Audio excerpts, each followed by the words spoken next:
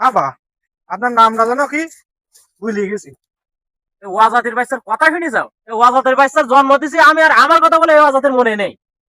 ওরা বলে ন্যাংরা শয়তান না কি যেন বলে, আমার একটু একটু মনে পড়তেছে। ওরে শয়তানের বাচ্চা, আমার নাম হচ্ছে সবগুলি বলার আগে আগে বুদ্ধিজীবী বলি নাই। বুদ্ধিজীবী মোহাম্মদ হাবলা। বুদ্ধিজীবী মোহাম্মদ হাবলা। এ ওয়াজাতির বংশ, আমার নাম বলে আর মনে থাকে না। ওহো, তোমার হাবলা খোলা করি ডাকে না? মন্দির বলে এই কথা শুনলো কি? এই তো তোর সাথে এই কথা কইছে কেটা ধরিলে আর ঠ্যাং ধরি ফেড়ি বানাবো। ও বা তুমি রাগি যাচ্ছ কেন? তুমি না 6 মাসে জন্মগ্রহণ করে যাও, দাদি বলতিছে। এ তো আসল জায়গায় নাড়া দেওয়া শুরু করতেছে। এটা থামাইতে হবে কি? তোর কিছু লাগবে কি তাই ক। এসব কি আজগবি আজগবি কথা কই? কি লাগবে তাই ক। কথার ভাব শুনি বোঝো না? কাল যে মাই দেখতে যাচ্ছিলাম, ওই মাই দেখতে যাবো, 250 টাকা দাও।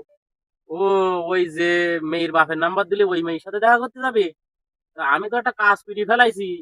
ওই ওই মেয়ের বাপের সাথে বলিস তুই বিছানায় মতিস, আর ছোটবেলায় টয়লেটে ঘা লেগে তোর ব্রেন শক্তি ভুলাই গেছে। কি তুই এই কথা কইছি?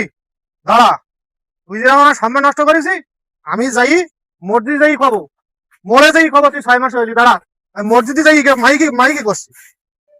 এ বাবা, এ বাবা, তুই দাঁড়া বাবা, দাঁড়া, তুই যাইস নে এভাবে বাপের সম্মান নষ্ট করতি নেই। ওরে বাপের সম্মান মানে তোরও সম্মান, তুই যাইস না বাবা, দাঁড়া দাঁড়া।